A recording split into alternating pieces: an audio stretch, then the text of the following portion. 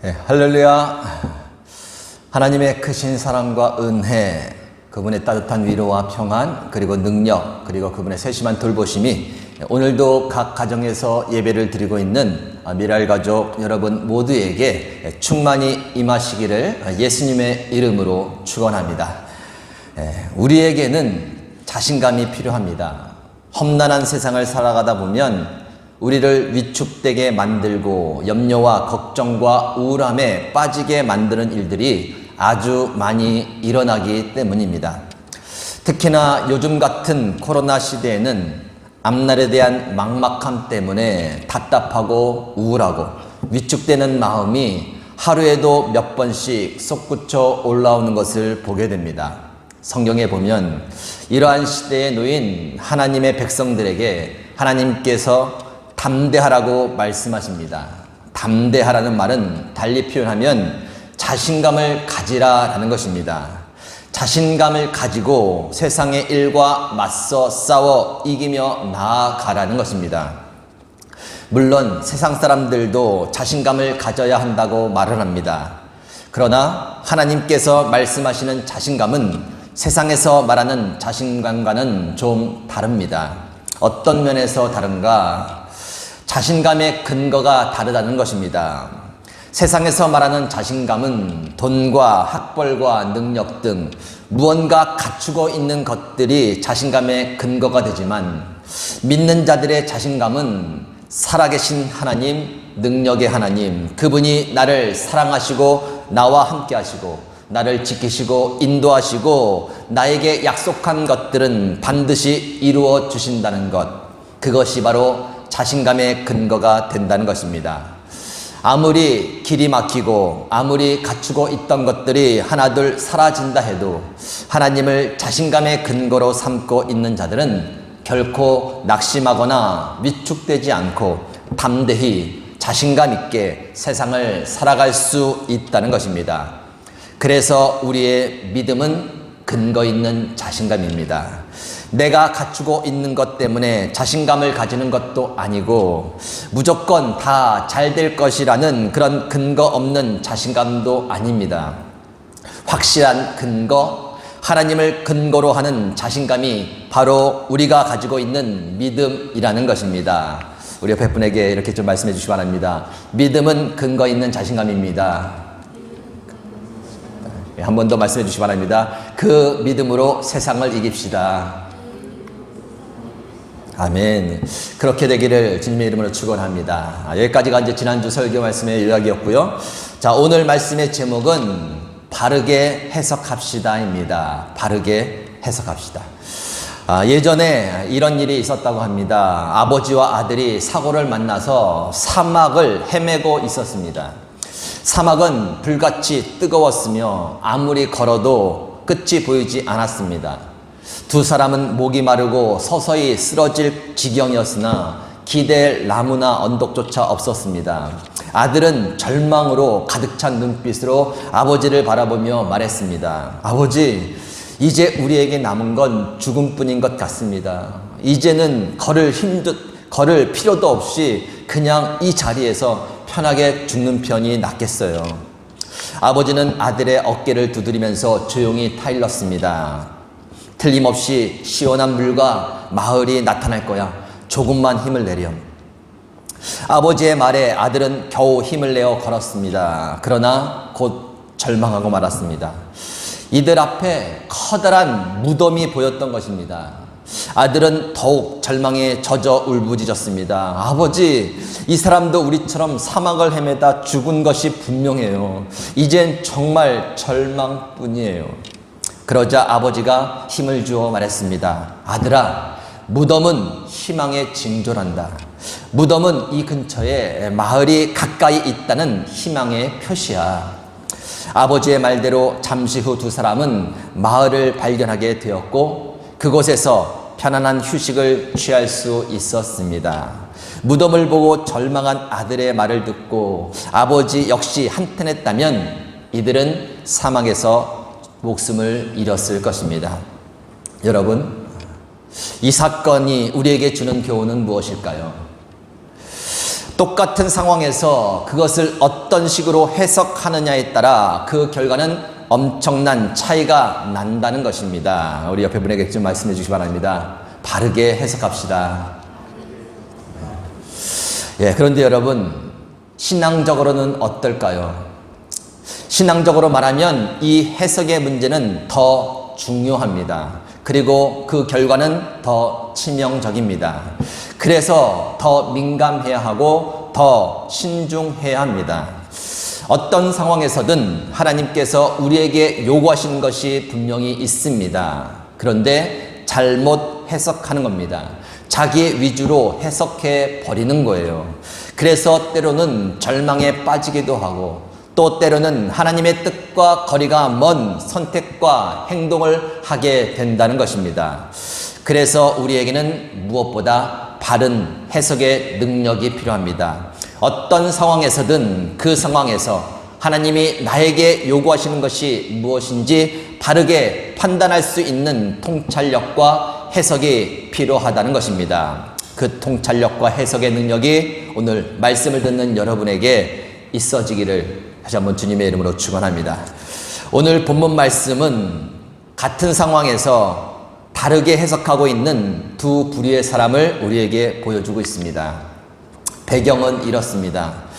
다윗을 잡아 죽이기 위해 끈질기게 쫓아다니던 사울은 다윗이 엔게디 광야에 있다는 정보를 듣습니다. 그래서 군사 3,000명을 거느리고 그곳으로 갑니다. 다윗과 그의 일행들은 사울의 눈을 피해서 동굴 깊은 곳에 들어가 숨습니다. 그런데 사울이 그 동굴 안에 들어온 것입니다. 다윗을 찾기 위해 들어온 것이 아니라 뒤를 보러 들어왔다라고 표현되어 있는데, 뒤를 보러 들어왔다는 표현은 대변을 보는 거예요. 응가를 하러 들어간 겁니다. 사울은 어두워서 그곳에 다윗과 그의 일행들이 있다는 사실을 전혀 모릅니다. 그런데 그 모습을 다윗과 그 일행들이 본 것입니다. 기가 막힌 상황이죠. 자신들을 쫓던 원수 같은 사울이 자신들 앞에서 아무것도 모르고 뒤를 보고 있는 것입니다. 다윗도 그의 일행들도 전혀 예상치 못한 상황이 벌어진 것입니다. 그 상황을 보고 사람들이 다윗에게 이렇게 말을 합니다. 4절 말씀. 보소서, 여호와께서 당신에게 이르기를 내가 원수를 내 손에 넘기리니 내 생각에 좋은 대로 그에게 행하라 하시더니 이것이 그날이니라. 무슨 이야기인가요? 기회라는 것이죠. 하나님께서 주신 절호의 기회라는 것입니다. 더 이상 쫓겨다니지 않을 수 있는 기회, 원수를 갚을 수 있는 기회라고 그들은 그 상황을 그렇게 해석하고 있는 것입니다. 그런데 다윗은 그 상황을 다르게 해석합니다. 6절에서 7절입니다. 자기 사람들에게 이르되 내가 손을 들어 여호와의 기름 부음을 받은 내 주를 치는 것은 여호와께서 금하시는 것이니 그는 여호와의 기름 부음을 받은 자가 됨이라. 다윗이 이 말로 자기 사람들을 금하여 사울을 해치지 못하게 하니라. 자, 무슨 이야기입니까? 지금 이 상황은 하나님이 나에게 원수를 갚으라고 주시는 상황이 아니라는 것이죠. 쫓겨다니면서 오는 극도의 그 스트레스에서 벗어날 수 있도록 하나님이 마련해 주신 그 상황이 아니다라는 것입니다. 하나님은 기름 부음 받은 자를 죽이는 것을 금하셨다. 쉽게 이야기하면 지금 이 상황은 하나님이 자기를 테스트하고 있는 상황이라고 본 것입니다. 이런 상황에서 감정과 명분을 쫓을 것이냐 아니면 하나님의 말씀을 쫓을 것이냐 하는 것을 하나님께서 테스트하는 상황이라고 다윗은 해석을 하고 있다라는 것입니다. 어떤 것이 바른 해석일까요? 사람들일까요? 다윗일까요? 그 상황은 하나님께서 주신 원수를 갚을 수 있는 절호의 기회일까요? 아니면 하나님께서 다윗을 테스트하는 상황일까요? 성경은 다윗의 해석에 손을 들어줍니다. 만약 다윗의 해석이 잘못되었다면 하나님께서 왜 너에게 준 기회를 바보처럼 버렸느냐고, 왜 내 뜻을 거역했느냐고 책망하시는 말씀이 있었겠죠. 늘 그렇게 하셨으니까요. 그러나 그런 책망은 없습니다. 다윗의 해석이 옳았다는 것이죠. 만약 다윗이 그 상황에서 사울을 죽였다면 하나님께서 하나님께 책망을 받았을 것이며 또 하나님께 기름 부음 받은 자를 죽이는 죄를 범했을 것이고 원수를 하나님께 맡기지 않고 자신이 직접 처리한 벌을 받게 되었을 것입니다. 그 상황에서 하나님께서 요구하시는 것은 사울을 죽이는 것이 아니었습니다. 하나님의 말씀을 지키는 것이었습니다. 다행히도 다윗은 그 상황을 바르게 해석해 낸 것이죠. 우리 다시 한번 옆 분에게 말씀해 주시기 바랍니다. 바르게 해석합시다. 다윗이 상황을 바르게 해석함으로 죄를 짓지 않고 생명의 길로 나아갔다면 사도 바울은 자신이 처한 상황을 바르게 해석함으로 고난을 이기고 절망에서 벗어났던 것을 볼 수 있습니다. 고린도후서 1장 8절에서 10절까지의 말씀입니다. 형제들아, 우리가 아시아에서 당한 환난을 너희가 모르기를 원하지 아니하노니 힘에 겹도록 심한 고난을 당하여 살 소망까지 끊어지고 우리는 우리 자신이 사형 선고를 받은 줄 알았으니 이는 우리로 자기를 의지하지 말고 오직 죽은 자를 다시 살리시는 하나님만 의지하게 하심이라. 그가 이같이 큰 사망에서 우리를 건지셨고 또 건지실 것이며 이후에도 건지시기를 그에게 바라노라. 무엇을 말하고 있는 것입니까? 지금 사도 바울은 힘에 겹도록 심한 고난을 당하고 있다고 말합니다. 살 소망이 끊어졌다고 말합니다. 마치 사형 선고를 받은 것처럼 그저 죽을 날만 기다리고 있는 상황이라고 말합니다. 그런데 그 상황을 어떻게 해석하고 있나요? 이는 우리로 자기를 의지하지 말고 오직 죽은 자를 다시 살리시는 하나님만 의지하게 하심이라. 이렇게 해석을 하고 있는 거예요. 바른 해석이죠. 사도 바울은 자신의 해석처럼 하나님만 전적으로 의지하며 나아갔습니다. 그리고 그 고난을 견뎌내었습니다. 그리고는 결국 하나님께서 그 모든 상황에서 건져내어 주심을 경험하게 되었다라는 것이죠. 한번 좀 따라해 주시기 바랍니다. 바른 해석은 바른 신앙을 낳고 바른 신앙은 승리를 낳습니다. 아멘. 그렇습니다. 바른 신앙은 바른 해석에서 나옵니다. 주어진 사건과 상황을 어떻게 해석하느냐에 따라 우리의 신앙의 방향이 결정된다는 것입니다. 같은 상황일지라도 잘못된 해석을 하는 사람은 죄의 길로 또 그리고 절망의 길로 나아가게 됩니다. 같은 상황일지라도 바르게 해석을 하는 사람은 생명의 길로 그리고 소망의 길로 나아가게 된다라는 거예요. 우리 다시 한번 옆 사람에게 말씀해 주시기 바랍니다. 바르게 해석합시다. 어떤 사람들은 무조건 자기에게 유리하게 해석하는 사람들이 있습니다. 자기 합리화를 하는 것이죠. 길을 가다가 돈이 가득한 지갑을 주었는데 하나님께서 내가 필요한 돈을 줍게 하셨구나, 그렇게 해석해 버리는 것이죠. 또 어떤 사람들은 자신이 게을러서 시험에 떨어졌는데 하나님께서 이 길을 막으시는구나, 그렇게 해석하는 사람들도 있습니다. 그리고는 쉽게 그 길을 포기해 버리는 것이죠. 또 어떤 사람들은 고난이 생기면 무조건 의인이 받는 고난이라고 해석해 버립니다. 그리고 또 반대로 어떤 사람들은 고난이 생기면 하나님이 나를 버리셨다고, 나를 사랑하지 않는다고 그렇게 해석을 해 버린다는 것이죠. 어떻게 보면 상황을 바르게 해석한다는 것이 쉬우면서도 어려운 것 같습니다. 그러기에 우리는 바른 해석을 위해 다음과 같은 것을 유지하며 갖춰야 한다는 것이죠. 첫째는 무엇인가? 선한 양심입니다. 사도 바울은 믿음의 아들 디모데에게 선한 양심을 가지라고 강하게 권면합니다. 때로는 선한 양심이 상황을 바르게 해석할 수 있는 기준이 되기 때문입니다. 본문에 나와 있는 사건을 자세히 보면 다윗이 사울이 동굴 안에서 뒤를 볼 때에 사람들의 해석을 듣고 잠시 마음이 흔들렸던 것을 보게 됩니다. 그래서 조용히 사울에게 다가가 그의 옷자락을 자릅니다. 그런데 그의 선한 양심이 작동을 하게 되는 것이죠. 4절에서 6절까지 말씀입니다. 다윗이 일어나서 사울의 겉옷자락을 가만히 베니라. 그리한 후에 사울의 옷자락 뱀으로 말미암아 다윗의 마음이 찔려 자기 사람들에게 이르되 내가 손을 들어 여호와의 기름 부음을 받은 내 주를 치는 것은 여호와께서 금하시는 것이니 그는 여호와의 기름 부음을 받은 자가 됨이니라. 다윗에게는 선한 양심이 있었습니다. 그 양심이 그 상황에서 작동을 하게 된 것이죠. 그래서 잠시 흔들렸던 그의 해석이 이제 바르게 해석할 수 있는 곳으로 나아가는 겁니다. 여러분에게도 동일한 선한 양심이 살아있기를 축원합니다. 바른 해석을 위한 두 번째 갖춰야 될 것은 무엇인가? 당연히 하나님의 말씀이겠죠. 어떤 상황도 하나님의 말씀을 뛰어넘을 수는 없습니다. 결국 하나님의 말씀대로 될 것이기 때문입니다. 아무리 애매하고 힘든 상황일지라도 하나님의 말씀을 기준으로 삼는다면 바르게 해석해낼 수 있다는 것이죠. 흔들리지 않게 된다는 것입니다. 오늘 본문 말씀의 사건 후에 다윗에게 또 한 번의 기회가 찾아옵니다. 다윗이 그의 부하와 함께 사울의 진영에 넘어갔는데 사울이 아무것도 모르고 자고 있는 것입니다. 다윗의 부하가 하나님께서 주신 기회라고 창으로 그를 찔러 죽이겠다고 말합니다.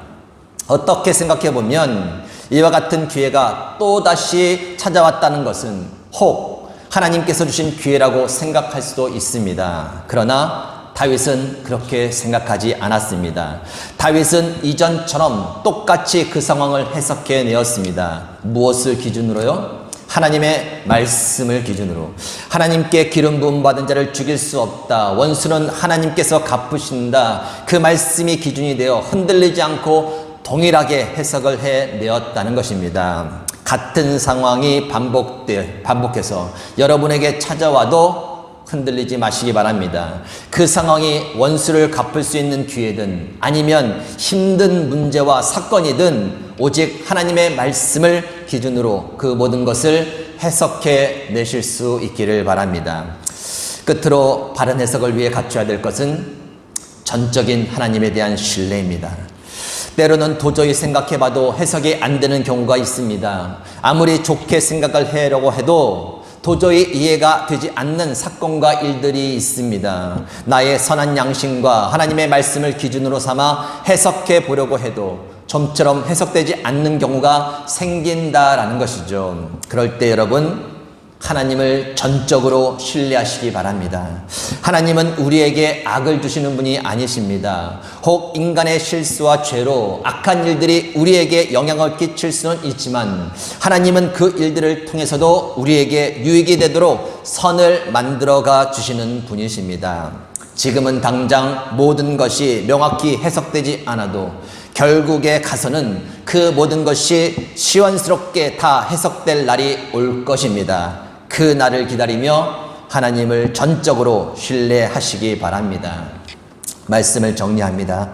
신앙은 상황을 어떻게 해석하느냐에 달려 있습니다. 상황을 잘못 해석하면 죄의 길로, 절망의 길로 빠지게 됩니다. 어떤 상황에서도 바르게 해석을 하면 생명의 길로, 소망의 길로 나아가게 됩니다. 바른 해석을 위해서 선한 양심이 살아 있어야 합니다. 그리고 하나님의 말씀이 채워져야 합니다. 그 무엇보다 전적으로 하나님을 신뢰할 수 있어야 합니다. 요즘 여러분에게 놓인 상황을 어떻게 해석하고 계시나요? 그 상황이 어떤 상황이든 바르게 해석해 내심으로 생명의 길, 소망의 길로 나아가시며 끝까지 승리하시는 가운데 하나님께 영광 돌리시는 모든 미랄 가정 여러분이 되시기를 예수님의 이름으로 축원합니다. 함께 기도하시겠습니다. 하나님 감사합니다. 오늘도 우리에게 귀한 예배를 허락하시고 생명의 말씀으로 우리를 이끌어 주시니 진심으로 감사를 드립니다. 우리의 선한 양심이 살아있게 하시고 하나님의 말씀을 기준으로 모든 상황을 바르게 해석하되 무엇보다 하나님을 전적으로 신뢰하는 저희들 되게 하여 주옵소서. 모든 가정과 자녀들과 사업장을 지켜 보호하여 주시고 속히 이 모든 코로나 사태가 정리되도록 우리에게 은혜와 긍휼을 베풀어 주옵소서. 모든 것에 감사드리며 살아계신 예수님의 이름으로 기도하옵나이다. 아멘.